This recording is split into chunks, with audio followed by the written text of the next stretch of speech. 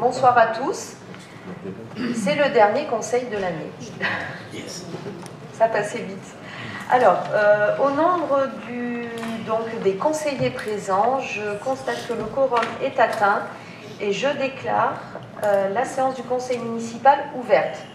Je porte à votre connaissance les procurations de Fabrice Carta à Rachel Cotta, Stéphanie Kiwiatowski à Émilie Deveau, Antoine Madera à Serge Galvé, Claudette Ahon à Philippe Touati, Nasser Gerbas à Bernard Reynaud, Malorial à Pierre Morelli. Alors, je vous propose de désigner Natacha Bonnefoy comme secrétaire de séance, si ça convient à tout le monde. Et je soumets à votre approbation le procès-verbal de la dernière réunion du conseil municipal qui s'est tenue le 27 novembre 2024, que vous avez reçu, avec la convocation. Et je pense qu'il n'y a pas de remarque particulière pour vous, c'est bon? Oui, ça a été pris en compte. Très bien. Alors, je vous rappelle l'ordre du jour qui est affiché. Nous avons rajouté une délibération qui a été validée par l'ensemble des élus. Et je voulais juste vous faire une petite précision. Ne soyez pas surpris lorsqu'on va vous diffuser les délibérations à la lecture. Certaines sont allégées en termes de lecture parce qu'elles font plusieurs pages. Donc vous verrez, il y a des lignes qui sont barrées. Donc simplement, c'est pour éviter la lecture. Ça n'est pas enlevé de la délibération. Voilà, c'est pour éviter que ça dure jusqu'à 23 h. On a trouvé cette solution. Donc voilà, je tenais à vous le préciser. La délibération qui a été rajoutée, c'est la numéro 17 qui porte sur les bons d'achat pour les fêtes de fin d'année.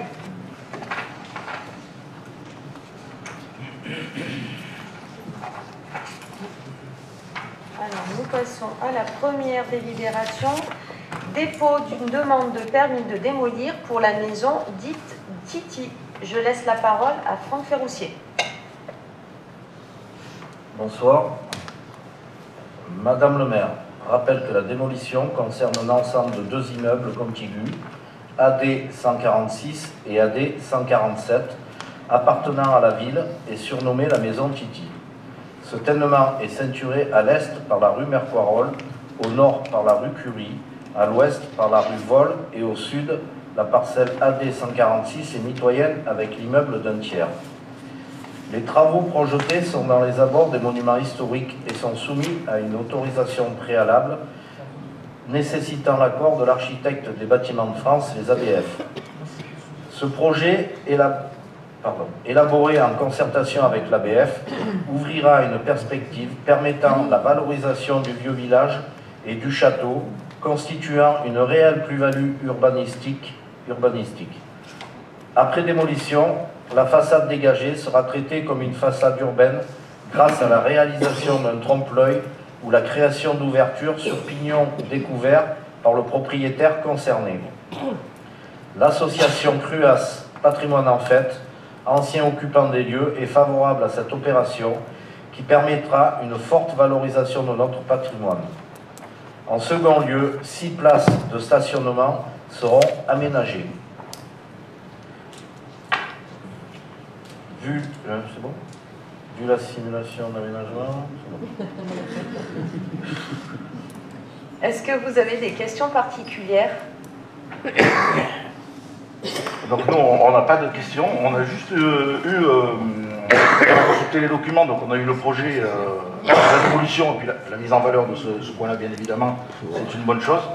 Par contre, le projet de parking nous inquiète un peu, et donc nous on voulait juste alerter sur la sécurité au niveau de ce parking, puisque c'est pas comme celui de la source. Et pour reculer, quand on est garé là, on recule sur la 86. On recule pas sur le parking. Voilà, donc je pense que le projet, à mon avis, devrait être revu, ou alors il y a quelque chose que nous on n'a pas saisi, mais vu le plan, c'est la page d'après, je crois. Il faudra effectivement reculer sur la 86. Donc on alerte juste.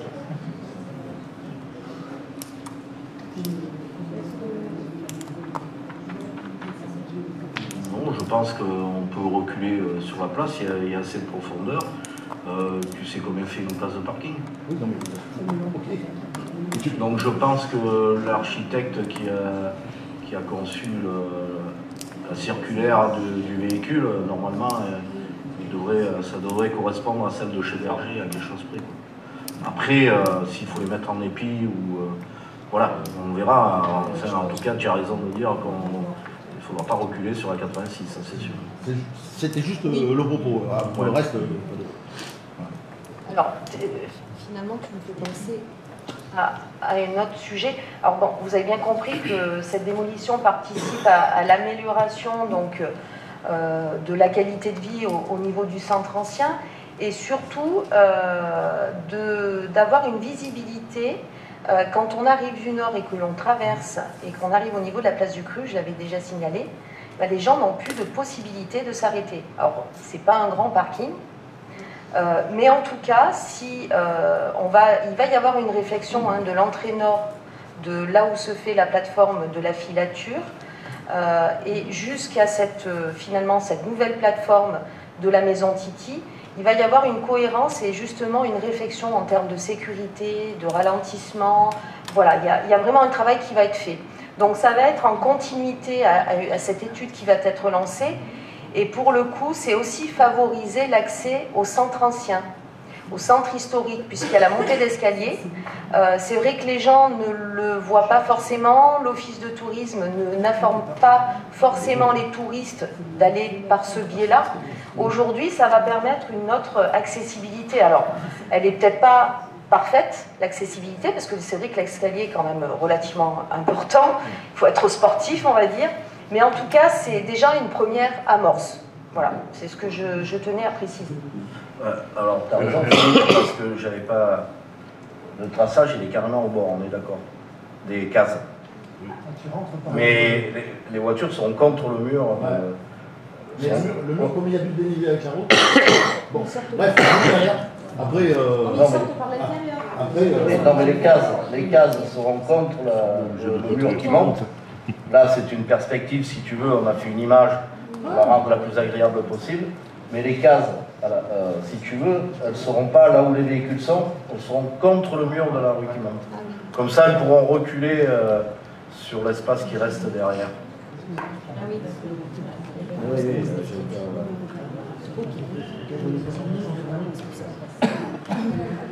J'appelle au vote.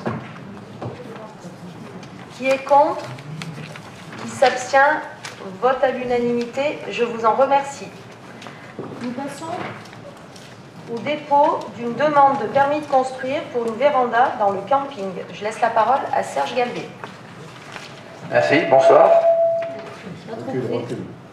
Madame le maire rappelle que lors de la dernière commission de sécurité, les services du SDIS ont découvert l'existence d'une véranda en extension du bâtiment central du camping. S'agissant d'un établissement recevant du public, ces travaux auraient dû faire l'objet, à l'époque, d'une demande préalable en bonne et due forme de permis de construire. Il convient de régulariser la situation et de déposer une demande d'autorisation de permis de construire, ainsi qu'un dossier spécifique permettant de vérifier la conformité des établissements recevant du public aux règles d'accessibilité et de sécurité contre l'incendie et la panique. Vu le dossier de demande d'autorisation de permis de construire pour la réalisation d'une véranda et de dossiers spécifiques permettant de vérifier la conformité des établissements recevant du public aux règles d'accessibilité et de sécurité contre l'incendie et la panique, le conseil municipal, après avoir délibéré, autorise Madame le maire à déposer la demande d'autorisation de permis de construire pour la réalisation d'une véranda, ainsi que le dossier spécifique permettant de vérifier la conformité des établissements recevant du public aux règles d'accessibilité et de sécurité contre l'incendie et la panique. Alors, merci Serge. Je voudrais faire un petit historique parce que c'est vrai que c'est peut-être pas très clair pour tout le monde. Le 8 avril 2021, lors du passage de la commission d'accessibilité et sécurité du SDIS pour le camping, les pompiers ont découvert l'existence de la véranda. Cette véranda abrite une salle de restauration que vous connaissez qui n'a pas été déclarée en ERP. La commission a donc demandé de régulariser l'autorisation de cette véranda afin d'éviter sa fermeture. Alors, pour régulariser cette situation, nous avons recherché les éléments du dossier.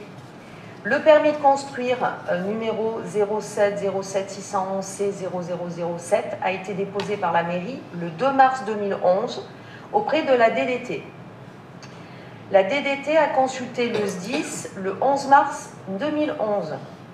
Le SDIS a demandé des pièces complémentaires le 23 mars 2011, soit de fournir un dossier permettant de vérifier la conformité du projet avec les règles de sécurité. Et j'en passe.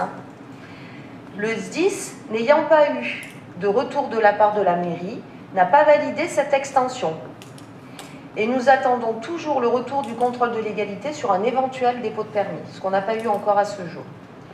Donc, vous aurez compris que les services ont fait le nécessaire pour ne pas laisser perdurer une situation, on va dire, critique pour le camping et la municipalité. Et c'est pour cela que nous vous présentons un nouveau permis de construire.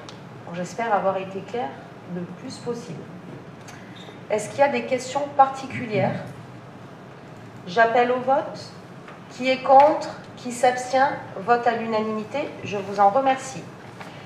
Convention d'autorisation d'accès pour le déploiement de câbles de fibre optique. Je laisse la parole à Mathieu Perrin. Bonsoir. Madame le maire expose que le syndicat mixte Ardèche Drôme numérique, ADN, assure actuellement sous sa maîtrise d'ouvrage public la mise en œuvre d'un réseau d'initiatives publiques de fibre à la maison bidépartementale de l'Ardèche et de la Drôme pour l'accès du très haut débit en application de l'article L 1425-1 du Code général des collectivités territoriales. Dans le cadre du déploiement de l'infrastructure de fibre optique, le syndicat ADN sollicite les autorisations des propriétaires de pénétrer sur le domaine privé de ceux-ci, afin de passer un câble de fibre optique en utilisant l'installation existante bénéficiant d'une servitude ou d'une convention de passage et en passant, le cas échéant, à proximité de cette installation en suivant au mieux son cheminement, et ce, dans le respect des règles de l'art. La convention confère un droit d'usage à titre gracieux au profit du syndicat et restera en vigueur tant que les emplacements sont utilisés par ce même syndicat. La présente convention concerne la pose en façade d'un boîtier fibre optique et d'un câble sur l'immeuble 15 place Georges Clemenceau, propriété de la ville, section AD, parcelle 215. Le conseil municipal, après en avoir délibéré, approuve les termes de la convention régissant les conditions d'autorisation du syndicat mixte Ardèche Drôme numérique à procéder à l'implantation des équipements sur la façade de l'immeuble 15 place Georges Clemenceau, section AD, parcelle 215, et autorise Madame le maire à signer ladite convention. Alors, je vais faire un petit résumé, parce que c'est important que vous compreniez où on en est aujourd'hui. En cette fin d'année 2024, 80% des réseaux, c'est-à-dire poteaux, câbles, boîtiers, sont déployés à l'est de la RD 86, donc côté plaine. Les réceptions de travaux des ouvrages sont en cours et les premières offres commerciales, elles seront proposées à la fin du premier trimestre 2025 par les fournisseurs d'accès que vous connaissez tous, Orange, SFR, etc. Et seront faites directement aux administrés éligibles. Donc les habitants devraient être contactés directement. À l'ouest de la RD 86, donc plutôt côté centre-ville, centre ancien, seulement 30% des réseaux ont été déployés. La suite de ces travaux de déploiement, elle est suspendue, car ces travaux ne peuvent pas être réalisés qu'avec l'accord préalable des propriétaires. En effet, le réseau principal doit cheminer par des propriétés privées via la pose de câbles et de boîtiers en façade. Donc on ne fait pas n'importe quoi, on ne peut pas intervenir comme on le souhaite. Donc à l'été 2024, ADN a adressé par courrier 136 conventions. Il faut savoir qu'il y a une convention peut concerner plusieurs propriétaires. Donc, ils ont envoyé 36 conventions d'autorisation de passage aux propriétaires concernés. Seules 63 conventions ont été validées. Aujourd'hui, ADN nous a recommandé de suivre, ils l'ont fait sur d'autres communes, la procédure suivante pour permettre l'accès à tous à la fibre. Donc, ça a été fait déjà depuis quelques jours par nos services. Envoi d'un courrier en recommandé de lancement de procédure contradictoire. Il y a 96 propriétaires à notifier. Suite à l'envoi des recommandés, un arrêté de servitude sera pris 3 mois plus tard. Donc, il faut encore attendre 3 mois. Les travaux pourront ainsi reprendre à ce moment-là, au bout des 3 mois. Donc, je rappelle le calendrier, pour que ça soit bien clair pour tout le monde. Début des travaux, donc, ça a attaqué le 15 juin 2024, et la fin des travaux était prévue le 30 décembre 2024. Mais faute de retour des propriétaires, la fin des travaux est estimée autour du 2e trimestre 2025.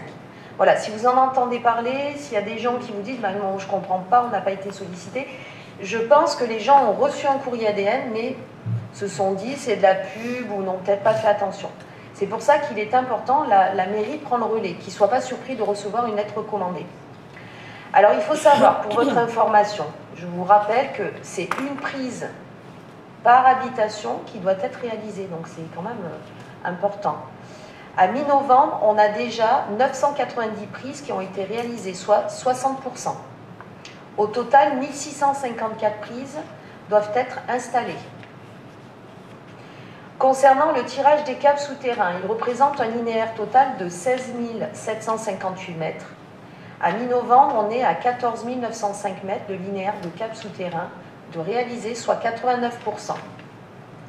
Concernant le tirage des câbles aériens, il représente un linéaire total de 17 500 mètres. À mi-novembre, seulement 8 287 mètres de linéaire de câbles aériens a été réalisé, soit 47%. Ça confirme pourquoi on lance la procédure. Il y a 3 entreprises qui interviennent, parce que des fois, il y a des gens qui s'étonnaient de certaines choses sur la commune. Donc, SLP Bois pour des opérations d'élagage, pour intervenir sur les câbles aériens.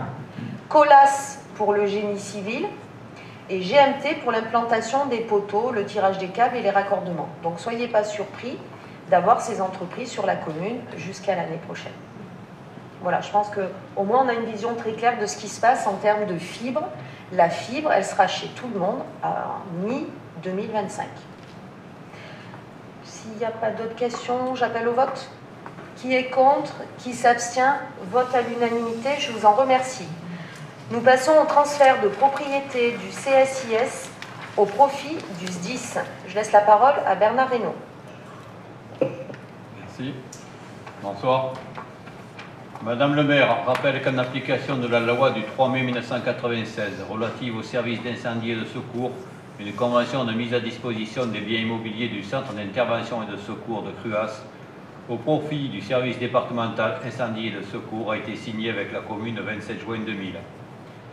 Dans cette même convention, le SDIS s'est engagé à rembourser à la commune de Cruas sous forme d'une subvention annuelle à concurrence de 80% du montant des annuités d'emprunt souscrit pour le financement de la caserne jusqu'à l'année 2029. Le conseil municipal du 10 décembre 2019 décidait de céder à titre gratuit le tenement immobilier d'une part, et d'autre part préciser que le SDIS continuerait à rembourser à la commune les annuités d'emprunt jusqu'en 2029. Dans un courrier du 9 novembre 2023, le président du SDIS demandait de solder l'opération à l'exercice 2023, soldant la participation du SDIS au regard des règles de financement des travaux du CIS, régi par la délibération du SDIS du 2 avril 2009. Dans ce même courrier, le président réaffirmait la demande de solder l'opération en l'état, somme arrêtée à l'exercice 2023 et de transférer l'assiette du terrain au SDIS de l'Ardèche.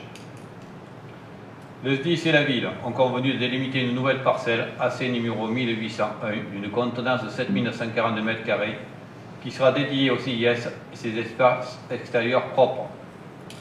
Vu la réglementation en vigueur, donc je ne cite pas, c'est la partie rayée qui est affichée, merci. Le conseil municipal, après en avoir délibéré, abroge la délibération du conseil municipal du 10 décembre 2019, constate la caducité de plein droit de la convention de transfert en application de la loi du 3 mai 1996, approuve le solde de la participation du SDIS, accepte le transfert en pleine propriété foncière et immobilière du site du CIS, correspondant à la parcelle AC 1801 d'une superficie de 7 942 m², à titre gracieux au profit du SDIS de l'Ardèche. Accepte que l'acte de cession comporte, au profit de la commune, un pacte de préférence d'une durée limitée de 20 ans, en cas d'aliénation à titre onéreux de tout ou partie des biens immobiliers, permettant à la commune de répondre en priorité à l'offre pour se rendre acquéreur aux mêmes conditions, charges et modalités que celles auxquelles aurait souscrit le SDIS. Autorise Madame le maire à signer l'acte de cession.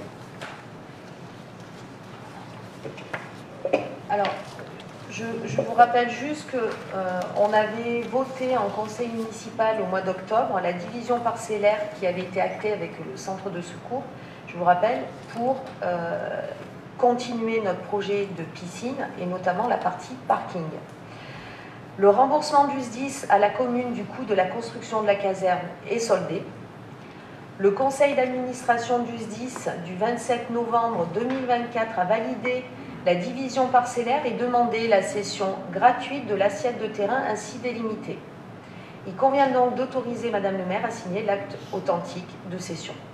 Voilà, je ne sais pas s'il y a des questions particulières, c'est une régularisation. On y arrive enfin. J'appelle au vote. Qui est contre? Qui s'abstient? Vote à l'unanimité. Je vous en remercie. Nous passons à la convention pour le prêt de radar avec la gendarmerie du Teil. Je laisse la parole à Serge Galvé. La police municipale et la gendarmerie de Le Teil réalisent ensemble les contrôles de vitesse sur le territoire de la commune de Cruas. La gendarmerie souhaite disposer du radar pour effectuer des contrôles sur son territoire d'intervention. La ville peut répondre à cette demande à condition de maintenir des contrôles réguliers sur le territoire de la commune. Une convention de prêt a été rédigée pour fixer les conditions de la mise à disposition gratuite du radar de la ville. Vu la convention de prêt du radar de la ville signée par le capitaine de la gendarmerie de Le Teil, je te laisse le parole. Ah, pardon. Non, Excuse-moi. non, C'est bon. c'est moi qui lis. C'est moi qui- Non, mais vas-y, lis. Ah, pardon. Donc, non, le vas-y. conseil municipal, après en avoir délibéré, approuve les termes de la convention du radar pour laser 4. Autorise Madame le maire à signer la convention de prêt du radar de la ville à la gendarmerie de Le Teil. Merci Serge. Je voudrais faire une petite aparté parce que c'est vrai que nous avons donc acquis ce radar il y a de ça quelques années parce qu'on nous avait présenté en 2022 une pétition de 156 signataires qui dénonçait la vitesse excessive dans de nombreuses rues du village. Sauf que c'est l'incivilité routière, c'est récurrent sur notre commune. Alors vous allez me dire, c'est récurrent sur toutes les communes. Sauf qu'à un moment, c'est vrai que je vous invite à en parler autour de vous parce que lorsqu'on se rend dans certains quartiers, je peux vous dire qu'on a été témoin, hein, on était avec des élus. Vraiment, les gens, c'est de l'incivilité routière, mais très dangereuse. Donc aujourd'hui, je le rappelle, je le dis, on essaie d'être au quotidien, de faire de la prévention aussi. Hein. Il n'y a pas que de la répression, parce que là, on parle de répression hein, par le biais de l'utilisation d'un radar. Mais la prévention aussi est importante. On y travaille. D'ailleurs, sur le projet de la rue de la République, aussi, il y a une réflexion, puisque c'est une des plus longues avenues de notre commune, hein, 1,2 km, je vous le rappelle. Mais c'est vrai que, je vous avoue, on n'a pas de solution miracle. C'est un problème, enfin j'imagine que les équipes hein, qui se sont succédées étaient interpellées de la même façon. Mais je peux vous dire que parfois c'est même agaçant parce que c'est des gens de Cruas qui ne veulent pas qu'on roule vite devant chez eux et qui roulent vite devant chez les autres. Donc le constat il est là et qu'aujourd'hui j'aimerais appeler à ce que les gens soient voilà, vigilants parce qu'il y a des enfants, il y a des rues qui sont peut-être moins praticables que d'autres. Voilà, il y a une réflexion certaine hein, sur ce côté d'insécurité routière. Aujourd'hui, on passe une convention avec la gendarmerie du Teil, c'est très bien. Même si des contrôles sont faits, je voudrais dire que ça ne résoudra pas tout, malheureusement. Voilà, je voulais faire quand même ma petite aparté, c'était important de le dire. J'appelle au vote. Qui est contre, qui s'abstient, vote à l'unanimité. Je vous en remercie. Nous passons à l'attribution de compensation définitive 2024. Je laisse la parole à Mylène. C'est Mylène, hein, c'est ça? C'est bien ça, hein, je ne me trompe pas. Tu t'appelles bien Mylène? Oui, oui, non. J'avais un doute que ce soit Mylène qui lise. Attribution de compensation définitive. Vu le Code général des collectivités territoriales, vu le Code général des impôts et notamment l'article 1609 noni-C, considérant que la commission locale d'évaluation des transferts de charges qui s'est réunie le 26 septembre 2023 pour travailler sur l'évaluation du transfert des charges des communes à la communauté de communes Ardèche-Rhône-Coiron de la compétence enseignement de la musique en dehors du temps scolaire. Considérant que le rapport qui a pour objet de présenter une méthodologie d'évaluation des charges transférées à la communauté de communes et définir les estimations des charges supportées par les communes membres a été adopté à l'unanimité par la Commission locale d'évaluation des transferts de charges, CLECT, le 26 septembre 2023. Vu la délibération numéro 20-233-55 du Conseil municipal de Cruas dans la session du 19 octobre 2023, approuvant le rapport de la Commission locale d'évaluation des transferts de charges, CLECT, considérant que le Conseil communautaire, dans sa session du 8 octobre 2024, a approuvé à la majorité le montant définitif des attributions de compensation communale au titre de l'année 2024. Le Conseil municipal, après en avoir délibéré, approuve le montant définitif de l'attribution de compensation 2024 de la commune fixée à 3 877 085,26 centimes, donne pouvoir au maire pour toutes les démarches et signatures nécessaires à l'exécution de la présente délibération.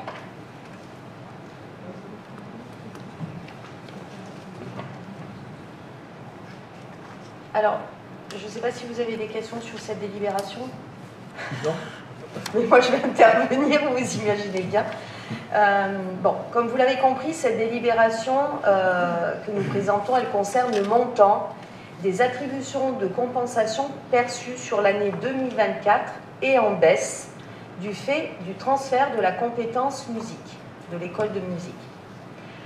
Alors, j'en profite parce que, pour vous informer des débats, et je vous avais dit que je vous tiendrais informé, et des votes qui ont eu lieu dernièrement sur la diminution de nos AC prévus en 2025. Alors, lors du conseil communautaire du 3 décembre dernier, la majorité des élus a voté pour la deuxième fois dans le mandat une nouvelle diminution de nos AC de 194 000 €. Le montant maximum de 5% possible et applicable. Ce sera donc 400 000 € en moins dans notre budget qui nous ont été pris sans concertation et au forceps. J'insiste et c'est important de le dire et de le répéter. Pourtant, nous avons été force de proposition. Nous avons demandé de retirer les délibérations car elles ne répondaient pas à l'attente de solidarité qui était réclamée par plusieurs communes en difficulté. Nous avons également proposé de réunir à nouveau une conférence des maires afin de trouver une autre répartition plus équitable vis-à-vis de ces communes en difficulté et surtout avoir un vrai débat démocratique. Nous avons également sollicité un cabinet spécialisé pour nous conseiller. Et à l'étude des délibérations de la communauté de communes, il est ressorti que leur calcul ne correspondait pas aux règles appliquées par l'État et même la moyenne du potentiel financier par habitant était fausse. Alors, je vous propose donc de prendre connaissance du tableau comparatif qui est affiché, que Christian va afficher. Alors, je ne sais pas si vous pouvez l'agrandir un petit peu. Parce que c'est important que vous ayez ces chiffres en tête, si on vous en parle, et que vous compreniez. Alors, je vais reprendre moi le tableau sous les yeux, parce que je vais avoir du mal. Non, si on voit bien. Oui, ça va. Voilà. Ça va très bien. Alors, vous avez la partie, la proposition de révision des AC pour chaque commune proposée par la communauté de communes. C'est la partie qui est en gris, vous voyez. Donc, la communauté de communes, si je prends les communes qui étaient en difficulté, qui envoyaient des courriers en disant ben, « nous, on ne s'en sort plus, on aimerait être aidé par la Comcom », et ben vous prenez le TEI, donc on va leur octroyer par le biais de ce nouveau calcul, 146 000 €, la communauté de communes.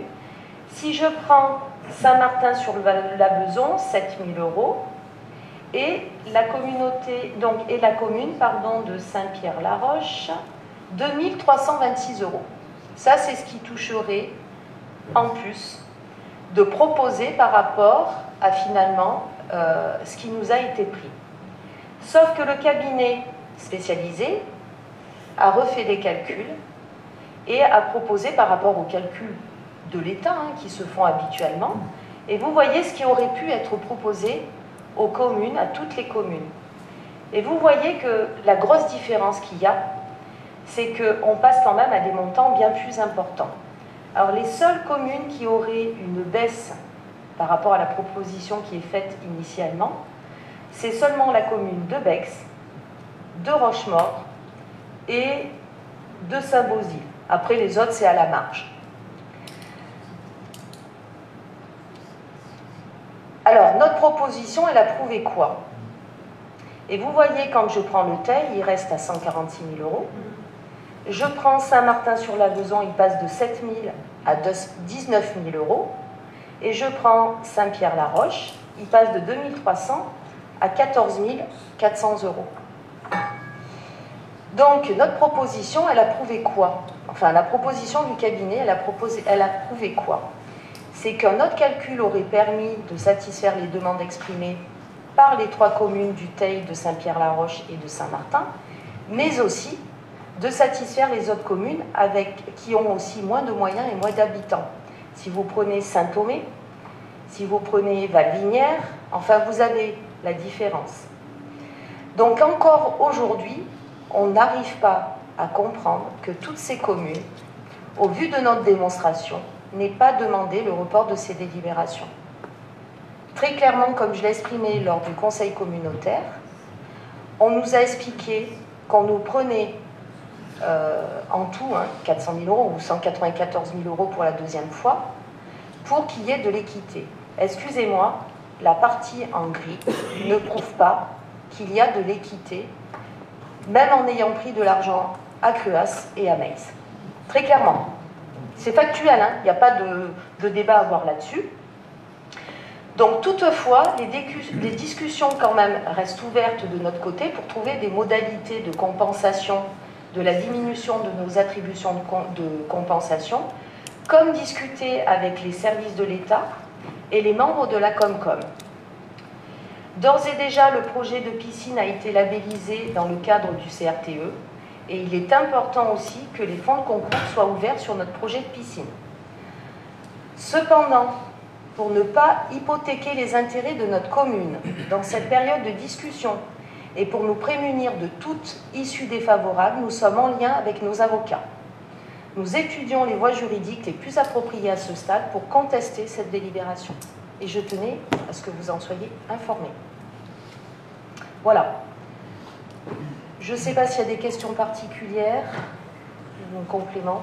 Je pense que les informations sont très claires. Voilà. J'appelle au vote. Qui est contre? Qui s'abstient? Vote à l'unanimité. Je vous en remercie. Nous passons à la subvention exceptionnelle AS Cruas. Et je laisse la parole à Élodie Massello. Bonsoir. Madame le maire rappelle que suite à l'annonce en août 2023 de la prochaine liquidation judiciaire du club de football du SC Cruas, une nouvelle équipe dirigeante a souhaité créer un club dès septembre afin de répondre à la demande pressante des enfants et des familles. Malgré les difficultés inhérentes à la création d'un nouveau club et l'héritage laissé par l'ancien club, la nouvelle structure appelée AS Cruas a rencontré un grand succès qui se confirme cette année avec l'inscription de plus de 80 adhérents. Cette forte croissance entraîne des charges supplémentaires et donc à des besoins financiers non prévus par la nouvelle équipe dirigeante, comme des facilités financières accordées aux familles pour régler les licences, un nombre important de plateaux que le club doit organiser donc en moyenne 2 par mois, des appels à cotisation du district plus importants, un coût en hausse des déplacements des équipes, des ajouts de charges d'arbitrage, un investissement dans du matériel sportif plus conséquent et un investissement dans du matériel administratif comme le TPE ou Internet. Ces charges supplémentaires font apparaître un besoin de fonds de roulement pour le nouveau club de 3 000 €. De plus, les difficultés pour créer la nouvelle structure et inscrire les nouveaux licenciés ont entraîné des frais d'huissier imprévus de 500 €. La SCRUAS sollicite auprès de la municipalité une subvention exceptionnelle de 3 500 € qui se compose comme suit. Besoin en fonds de roulement de 3 000 €, frais d'huissier de 5 000 € pour lever... Excusez-moi. Frais d'huissier de 500 € pour lever les difficultés rencontrées pour l'inscription des adhérents. Le conseil municipal, après en avoir délibéré, décide d'attribuer une subvention exceptionnelle à l'association AS-CRUAS pour un montant de 3 500 €.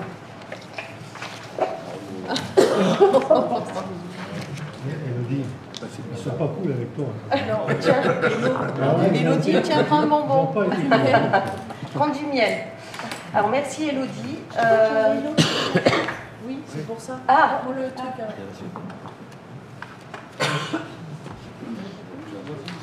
Ah bon. Donc, du coup, est-ce qu'il y avait des questions particulières? Alors, juste, je voulais rajouter que nous... Comment? Ah, je voulais rajouter que nous rencontrons régulièrement le bureau et les bénévoles. Il y a des personnes très investies. Pour cette première année, c'est pas simple, hein, enfin, c'est la deuxième, mais réellement la première année. Ils font tout pour la réussite de ce club.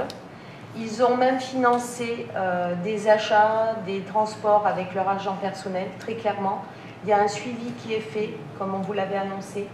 D'ailleurs, ils ont atteint les 80, hein, l'effectif de 80, c'était vraiment un objectif. C'est encore pas simple. Hein, on va dire qu'avec voilà, le fonctionnement, on va dire, du foot dans sa généralité, mais petit à petit, ils y voient un petit peu plus clair. Donc, voilà, je pense qu'ils méritent tout à fait d'être accompagnés encore cette année, plus précisément, parce que c'est vrai qu'il y a des choses qui ont été découvertes au fur et à mesure. Donc, j'appelle au vote. Qui est contre? Qui s'abstient? Vote à l'unanimité, je vous en remercie. Nous passons à la subvention exceptionnelle pour l'organisation du championnat de France des sapeurs-pompiers féminins de foot. L'association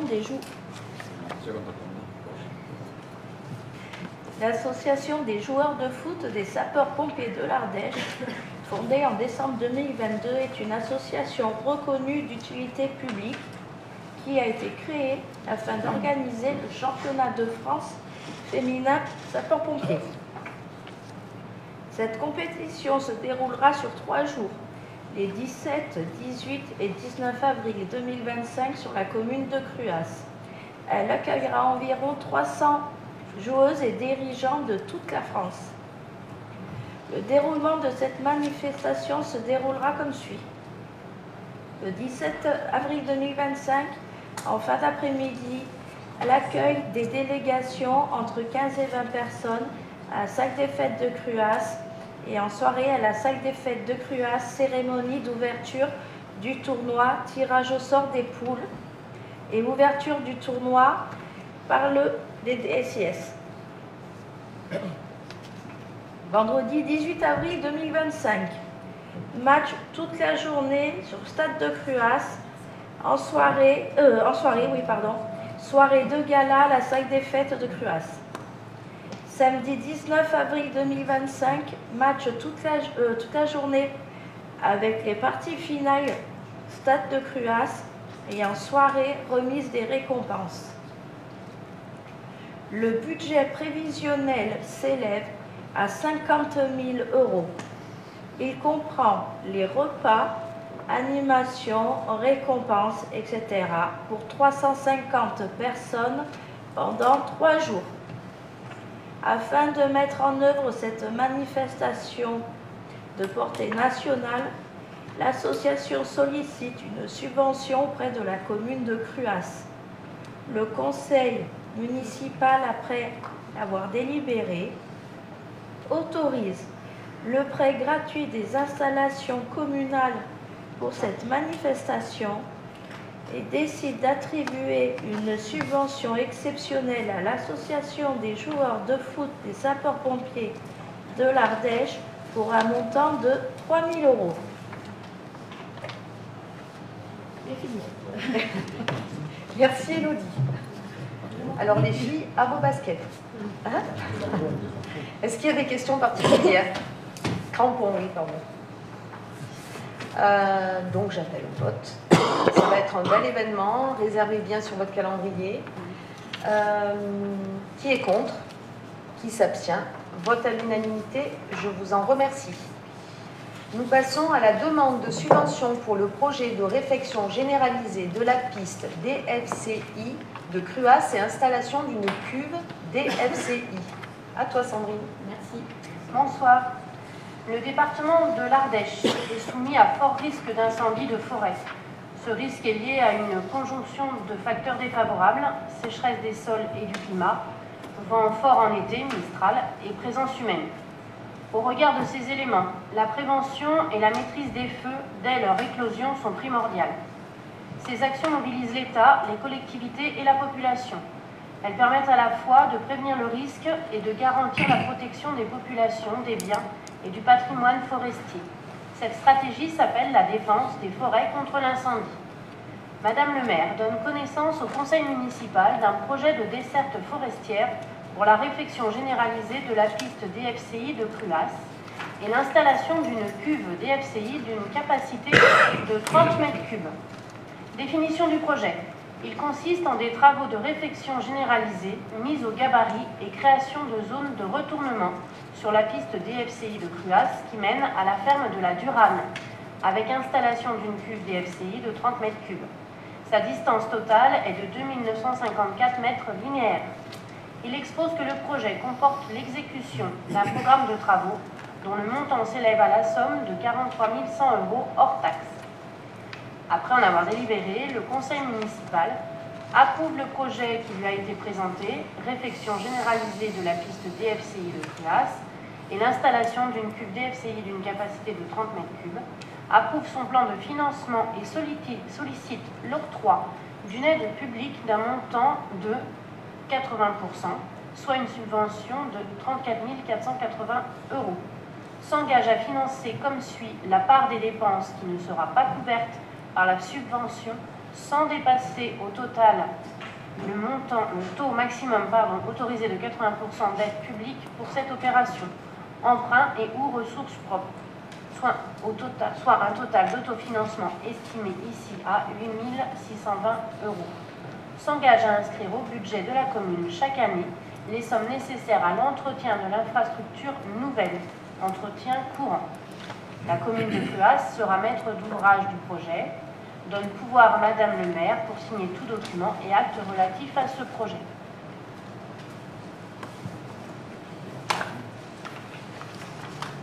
Merci Sandrine. Alors Sandrine travaille en collaboration avec l'ONF. Scoop. Alors, juste un petit rappel, le taux de boisement sur la commune est de 55% de la superficie du territoire, situé à l'ouest de la RD 86, toujours côté, bien sûr, montagne. La forêt communale de Cruas est composée de 3 parcelles qui constituent une surface de 97,60 hectares. Donc, vous aurez compris qu'afin d'améliorer la défense incendie de cette forêt communale, l'ONF a conseillé de procéder à la réfection généralisée de la piste DFCI depuis la carrière Rofa jusqu'à la ferme de la Durane et l'installation d'une citerne à proximité de la ferme. Donc, à titre... Comment? Les chasseurs. Oui, il y a les chasseurs aussi. À titre exceptionnel, les frais de maîtrise d'œuvre estimés à 6 458 € seront intégralement pris en charge par l'ONF. Donc, c'est un geste qui est quand même relativement important. Voilà, je ne sais pas s'il y a des questions particulières, mais bon, le sujet des incendies, chaque année, chaque été est important. Donc, il nous semblait quand même important de le passer, on va dire, rapidement. C'est vrai que l'été dernier, on n'a pas eu la même canicule que pendant 2 ans. Mais bon, ceci dit, il vaut mieux prévoir. S'il n'y a pas de questions, j'appelle au vote. Qui est contre? Qui s'abstient? Vote à l'unanimité. Je vous en remercie. Nous passons à la réforme des redevances agences de l'eau et fixation du montant de la contre-valeur pour la redevance sur la performance des systèmes d'assainissement collectif. Bon courage, Dominique. Alors ça va, Vous aurez là. Allez, il peut y aller. Bonsoir à tous. Madame le maire expose au conseil municipal. Une réforme importante a été conduite par les agences de l'eau et sur leurs redevances. Dans le cadre de cette réforme, la redevance prélèvement est maintenue, mais les redevances pour pollution d'origine domestique et modernisation des réseaux de collecte sont remplacées à compter du 1er janvier 2025 par la redevance sur la consommation d'eau potable qui sera collectée par Sidéo, la redevance sur la performance des réseaux d'eau potable qui sera collectée par Sidéo, la redevance pour la performance des systèmes d'assainissement collectif qui sera collectée par la commune. Ces 3 nouvelles redevances sont créées pour compenser les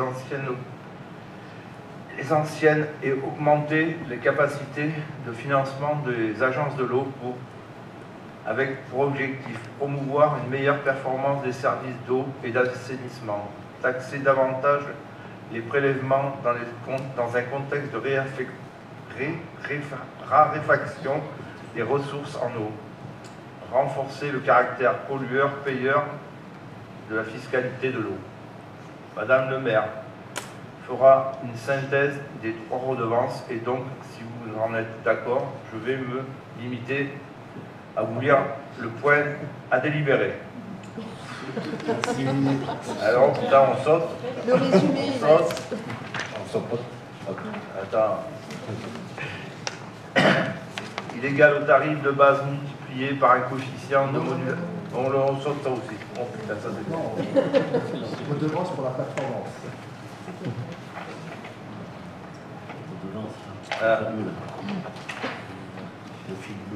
La redevance pour la performance des systèmes d'assainissement collectif. Elle est facturée par l'agence de l'eau aux communes ou leurs établissements publics compétents pour le traitement des eaux usées qui en sont redevables, les redevables. Les tarifs de base est fixé par l'agence de l'eau Rhône, Méditerranée, Corse de la manière suivante. 2025, 0,03 € le mètre cube. 2026 et jusqu'à 2030, on sera à 0,17 € le mètre cube. Le tarif applicable est modulé en fonction de la performance du ou des systèmes d'assainissement collectif, stations d'épuration et l'ensemble des systèmes de collecte des eaux usées raccordées à cette station d'épuration. De la collectivité compétente pour le traitement des eaux usées, maître d'ouvrage de la ou des stations d'épuration.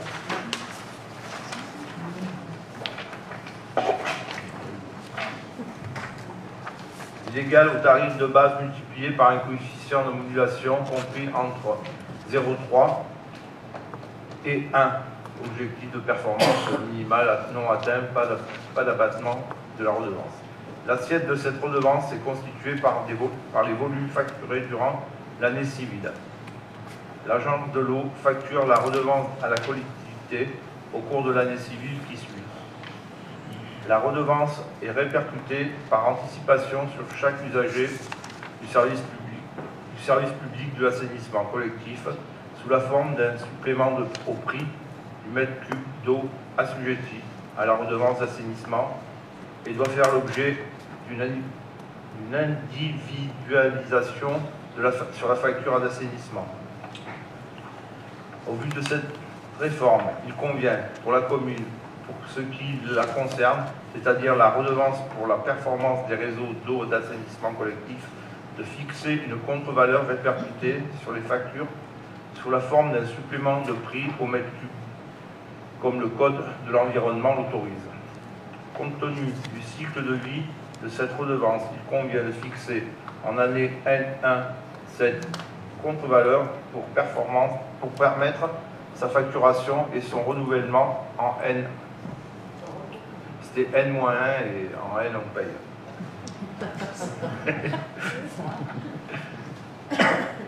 Le montant de la contre-valeur est établi en tenant compte de 3 paramètres. Un tarif unitaire de redevance fixé par l'agence de l'eau, un coefficient de modulation propre à chaque service, un correctif lié aux variations de volume facturé d'une année à l'autre. Dans ces conditions, il appartient au conseil municipal d'arrêter le montant de la contre-valeur pour la redevance performance des réseaux d'assainissement collectif, afin de permettre leur application dès le 1er janvier 2025, selon les modalités suivantes. Redevance pour la performance des systèmes d'assainissement collectif. Tarif 0,03 le mètre cube, coefficient 0,3, correction volume facturé 100%.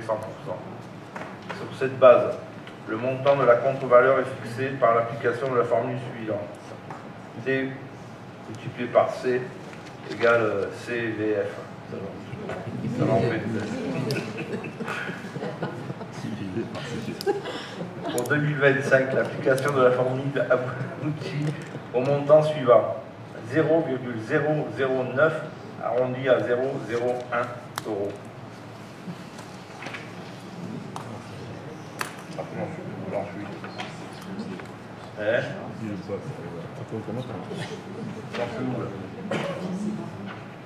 Là, ceci exposé.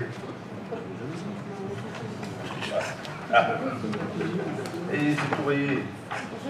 Ceci exposé, le conseil municipal, après en avoir délibéré, prend acte de la réforme de l'agence de l'eau, décide de fixer le montant 2025 de la contre-valeur pour la redevance de performance des réseaux d'assainissement collectif à 0,01 € mètre cube.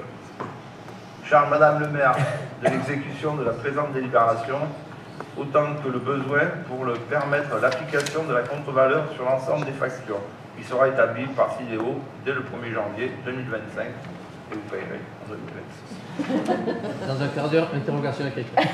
Bravo. Merci Dominique, on n'est pas sympa, on se moquait. Hein. J'avoue qu'elle était dure celle-là, délibération. Alors, petit résumé, parce que je pense que vous n'avez pas peut-être tout suivi. En 2025, cette réforme ne va rien changer financièrement pour les Cruassiens. Le total des taxes est de 0,45 € par mètre cube et restera le même en 2025. Par contre, à partir de 2026, il y aura 3 redevances collectées pour l'agence de l'eau qui vont augmenter. Donc c'est eau potable, réseau eau potable, plus réseau assainissement. Et il y aura un nouveau coefficient correcteur basé sur la qualité des réseaux eau potable et assainissement, qui sera appliqué par l'agence de l'eau.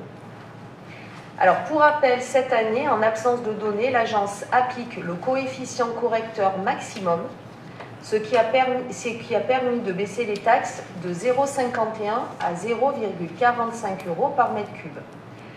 Alors on peut penser que ce cadeau fait en 2025, c'est probablement pour faire passer cette réforme qui a pour objectif explicite d'augmenter les ressources de l'agence de l'eau et donc le coût de l'eau.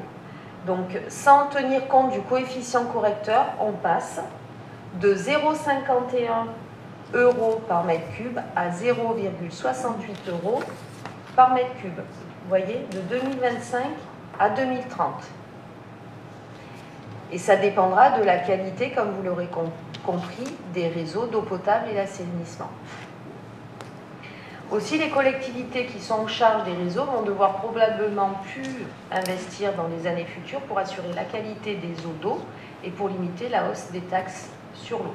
Donc il va y avoir un sujet, très clairement. Voilà le résumé. Je pense qu'il a été clair. Est-ce qu'il y a des questions particulières? J'appelle au vote. Qui est contre? Qui s'abstient? Vote à l'unanimité. Je vous en remercie. Nous passons à l'autorisation d'engagement, de liquidation et de mandatement des dépenses d'investissement avant le vote du budget primitif 2025, budget communal. Et je laisse la parole à Bernard.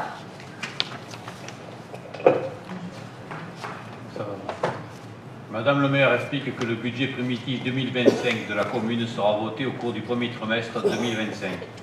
En attendant le vote du budget primitif 2025, la collectivité dispose de la possibilité d'engager, de liquider et de mandater les dépenses d'investissement dans la limite du quart des crédits ouverts au budget précédent. Dans cette limite ne sont pas compris les crédits afférents au remboursement de la dette.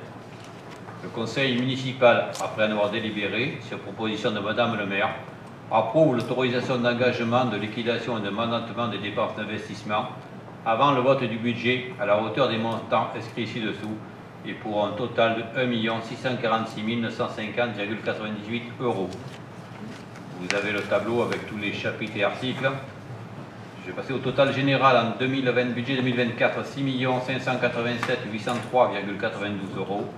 Donc une ouverture de crédit 2025 de 1 646 950,98 €. Donne pouvoir à Madame le maire pour toutes les démarches et signatures nécessaires à l'exécution de la présente délibération. Merci Bernard. Alors, comme chaque année, nous délibérons pour nous permettre de continuer à investir jusqu'au vote du prochain budget. Je vous rappelle le budget voté en 2024. Les dépenses totales réelles, fonctionnement et investissement sont de 16 millions d'euros et pas de 25 millions d'euros comme cela a pu être dit récemment. En effet, en 2024, les dépenses réelles d'investissement votées sont de 7,8 millions d'euros et pas de 16,8 millions d'euros. Ce qui peut créer de la confusion, c'est qu'avec la nouvelle nomenclature, la M57, on est passé en M57, nous devons aussi mettre à jour notre inventaire patrimonial. Et ces valorisations gonflent le budget artificiellement. C'est-à-dire qu'en 2024, nous avons inscrit 9 millions d'euros qui correspondent à la revalorisation de nos infrastructures, notamment le tennis à hauteur de plus de 1,6 million, l'espace culturel à plus de 500 000 €, pôle médical à plus de 2 millions, l'hôtel de ville 278 000, la halte fluviale 251 000, les logements médiévaux de plus de 2,8 millions d'euros, et j'en passe. Donc en 2024, je le redis, les dépenses réelles d'investissement votées sont de 7,8 millions d'euros et pas de 16,8 millions d'euros. Par conséquent, le budget total de la commune voté en 2024 sont de 7,8 millions d'euros en investissement et 8,2 millions d'euros en dépenses de fonctionnement. Du coup, les dépenses totales sont de 16 millions d'euros et pas de 25 millions d'euros. Voilà, je tenais à le préciser parce que souvent, voilà, on parle de ces chiffres. Et c'est bien, c'était bien. Non, mais il n'y a pas de souci. J'avais terminé. Juste, parce que je sais à quoi tu fais allusion, on a voté un budget, on n'a pas voté des dépenses réelles, on n'a pas voté un budget réel, on a voté un budget. Ce budget, tel qu'il est signé, tel qu'il est libellé et tel qu'il apparaît dans les délibérations, il est de 25 millions d'euros. Après, les dépenses réelles, le budget réel, ça c'est une affaire. Et il ne me semble pas avoir dit ou lu qu'on parlait de dépenses réelles. On a parlé que le budget de la commune était de 25 millions d'euros. C'est ce qui a été voté en mars dernier. Et c'est bien 25 millions d'euros que tu as mis dans la délibération, que tu as envoyé au préfet. Oui, mais il faut quand même que les gens comprennent la différence d'une année à l'autre, que ces 9 millions d'euros intègrent des montants que l'on n'avait pas inscrits au budget précédent. Donc, si tu veux... Donc, si tu veux, pour nous, c'est de clarifier les choses, de dire il y a 9 millions d'euros, ces valorisations gonflent le budget, en fait. Il n'y a aucun flux financier. C'est vraiment l'actif de la commune. Voilà, on a voté 25, on ne revient pas là-dessus. Mais il y a quand même 9 millions d'euros, ce n'est pas de l'investissement, c'est vraiment la valorisation d'un patrimonial, si je peux dire. Ce qui est important, c'est que nous ne sommes pas des menteurs. Oui, non, mais je pas dit ça.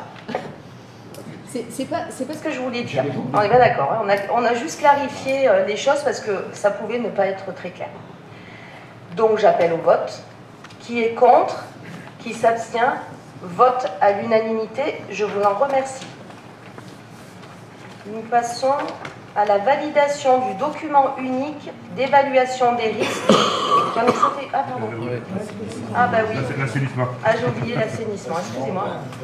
On peut dire déjà que autorisation d'engagement, de liquidation et de mandatement des dépenses d'investissement avant le vote du budget privé. Ah non, j'ai pas. C'est pas celui-là. Je ne l'ai pas dans mes feuilles. Alors, excusez-moi. Ça n'a pas dû s'imprimer. Autorisation d'engagement, de liquidation et de mandatement des dépenses d'investissement avant le vote du budget primitif 2025, budget assainissement. Et je laisse la parole à Bernard.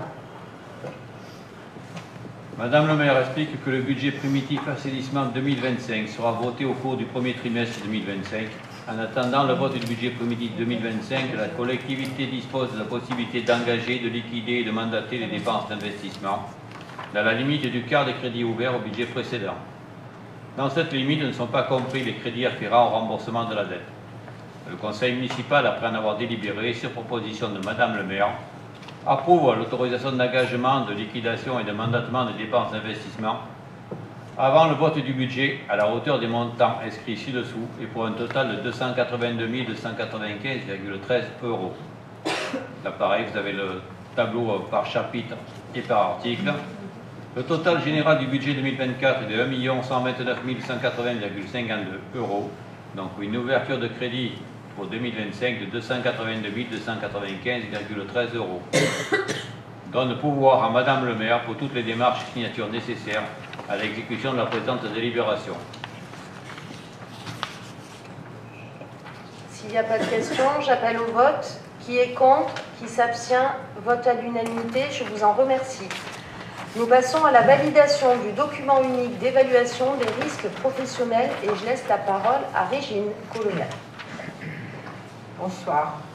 Madame le maire rappelle à l'Assemblée que la mise en place du document unique d'évaluation des risques professionnels est une obligation pour les collectivités territoriales et leurs établissements publics. Afin de répondre à cette obligation, la collectivité a renforcé sa démarche de prévention en établissant un nouveau document unique d'évaluation des risques professionnels. L'ancien étant obsolète car datant de 2014. Pour ce faire, il a été fait appel à un prestataire extérieur, la société Girisque, véritable expert en prévention des risques. La collectivité a été découpée en 13 unités de travail, toutes rencontrées les 25 et 26 septembre 2024. L'ensemble des services et matériels a ainsi été étudié afin de répertorier tous les risques professionnels potentiels. Les agents ont également été consultés afin d'analyser leur poste de travail. Le document unique d'évaluation des risques professionnels permet d'identifier et de classer les risques rencontrés dans la collectivité afin de mettre en place des actions de prévention pertinentes. C'est un véritable état des lieux en matière d'hygiène et de sécurité du travail. Sa réalisation permet ainsi de sensibiliser les agents et la hiérarchie à la prévention des risques professionnels, d'instaurer une communication sur ce sujet, de planifier les actions de prévention en fonction de l'importance du risque, mais aussi des choix et des moyens, d'aider à établir un programme annuel de prévention. Le document unique doit être mis à jour une fois par an en fonction des nouveaux risques identifiés ou lors d'une réorganisation modifiant les conditions d'hygiène et de sécurité ou les conditions de travail. Il relève de l'entière responsabilité de l'autorité territoriale qui doit donc veiller à ses prescriptions. Plus largement, le document unique d'évaluation des risques professionnels est amené à évoluer en fonction des situations rencontrées et des actions mises en place pour diminuer les risques professionnels et améliorer la santé, la sécurité et les conditions de travail des agents de la collectivité. Le document unique sera consultable par voie dématérialisée et matérialisée auprès du service des ressources humaines. Madame le maire propose de valider le document unique d'évaluation des risques professionnels et le plan d'action afférent. Merci Régine. Alors il y a un gros travail qui a été fait, oui, avec la société Géris comme tu l'as dit, mais avec le CST. D'ailleurs, ce document unique a été présenté en CST et validé. C'est monsieur Nicolas Damery, qui est nouvel assistant de prévention et entre autres chargé de la planification annuelle de la prévention. Voilà, je ne sais pas s'il y a des questions particulières.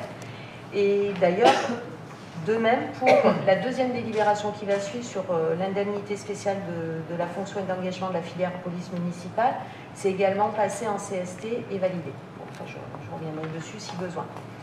S'il n'y a pas de questions, j'appelle au vote. Qui est contre? Qui s'abstient? Vote à l'unanimité. Je vous en remercie. Nous passons à l'instauration de l'indemnité spéciale de fonction et d'engagement à la filière police municipale et je laisse la parole à Serge. Merci. Madame le maire expose à l'Assemblée que suite à la refonte du régime indemnitaire de la filière de police municipale issu du décret numéro 2024-614 du 26 juin 2024, une indemnité spéciale de fonction et d'engagement peut être versée aux fonctionnaires relevant de la dite filière. Elle remplace le précédent régime indemnitaire composé de l'indemnité spéciale mensuelle de fonction et de l'indemnité d'administration et de technicité. Composée d'une part fixe et d'une part variable, l'ISFE s'adresse désormais à l'ensemble des fonctionnaires des cadres d'emploi de la filière de police municipale. Il appartient à l'organe délibérant de la collectivité de fixer le cadre général de l'instauration de ce nouveau régime indemnitaire dans les conditions et les limites prévues par les textes législatifs et réglementaires en vigueur. La mise en place de ce dispositif indemnitaire nécessite ainsi d'en définir les bénéficiaires, de déterminer pour chaque part le taux et le plafond, d'en préciser les conditions d'attribution et de versement, périodicité, maintien en cas d'absence, de préciser la date d'effet, dont je vous fais grâce du Code général et de ce décret. En passant une, Madame le maire propose le versement d'une indemnité spéciale de fonction et d'engagement aux fonctionnaires titulaires et stagiaires relevant de la filière de police municipale selon les modalités précisées ci-dessous. Elle s'adresse aux fonctionnaires des cadres d'emploi suivants. Carte d'emploi des agents de police municipale. Si vous êtes d'accord, je ne présenterai pas le détail de ces modalités, parce qu'il y en a 2 pages entières. Donc, je laisse la parole à Rachel. Merci. C'est bon? C'est bon. Merci Serge. Alors, suite à la parution du décret du 26 juin 2024, nous sommes dans l'obligation de verser cette indemnité spéciale de fonction et d'engagement ISFE aux fonctionnaires relevant de la filière police municipale. Voilà, donc c'est une obligation. Je ne sais pas s'il y a une question particulière. Comme je vous l'ai dit, c'est passé en CST, ça a été validé, ça a été expliqué. J'appelle au vote. Qui est contre? Qui s'abstient? Vote à l'unanimité. Je vous en remercie.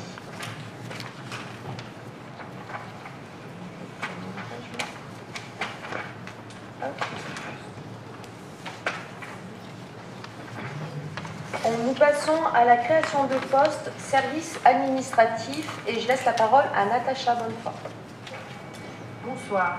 Madame le maire rappelle à l'Assemblée que les emplois de chaque collectivité sont créés par l'organe délibérant de la collectivité, conformément à l'article L313-1 du Code général de la fonction publique. Je passe tout ce qui est juridique. Madame le maire propose de créer l'emploi suivant relevant de la catégorie hiérarchique C. Le service administratif, libellé de l'emploi chargé de communication en événementiel, le grade adjoint administratif territorial principal de 2e classe, durée hebdomadaire du poste 35 heures. Cet emploi permanent pourra éventuellement être pourvu par un agent contractuel en vertu d'un contrat à durée déterminée, sur le fondement des articles L332-14 et L332-8 du Code général de la fonction publique. La rémunération de l'agent contractuel sera fixée compte tenu de la nature des fonctions à exercer, par référence à la grille indiciaire du grade de recrutement.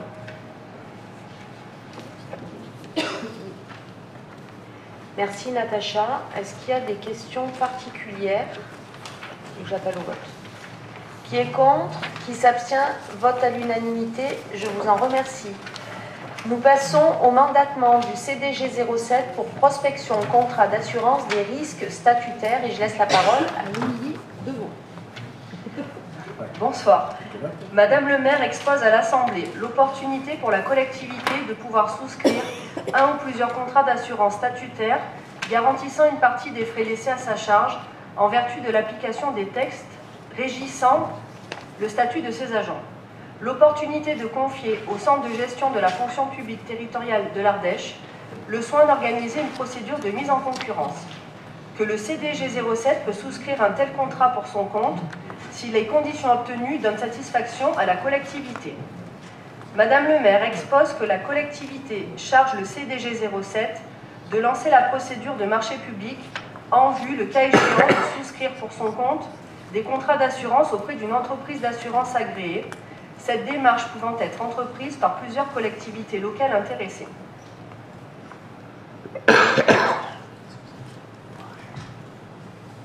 Merci Émilie. Alors, vous aurez compris qu'au 31 décembre 2025, le contrat d'assurance pour les agents arrive à son terme. Donc, le CDG 07 propose à la collectivité d'être mandaté pour prospecter auprès des organismes d'assurance et de négocier les conditions. Donc, la collectivité choisira ensuite d'adhérer ou non au contrat proposé pour 4 ans. Donc nous reviendrons vers vous, il y aura peut-être une convention qui sera établie en ce sens avec le CDG 07. J'appelle au vote. Qui est contre? Qui s'abstient? Vote à l'unanimité. Je vous en remercie. C'est la dernière? Ah, nous arrivons à la dernière délibération. Donc, bon d'achat pour les fêtes de fin d'année. Je laisse la parole à Joël Planchon.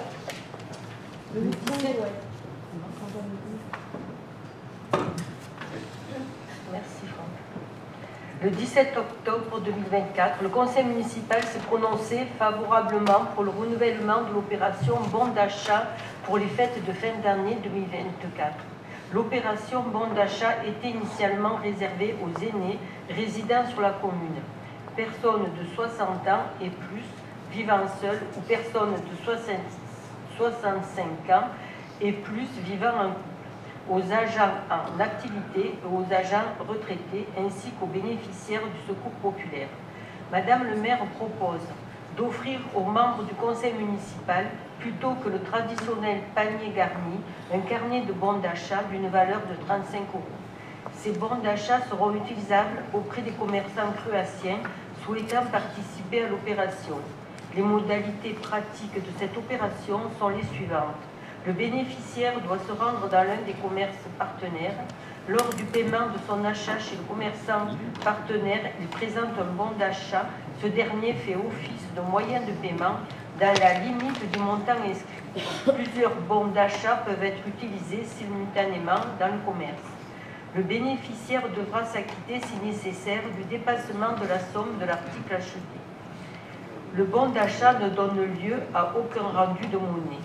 Lors du paiement, le commerçant récupère le bon d'achat et inscrit la date sur celui-ci. Chaque fin de mois, le commerçant remet à la mairie de Cruas les bons d'achat collectés accompagnés de la facture correspondante.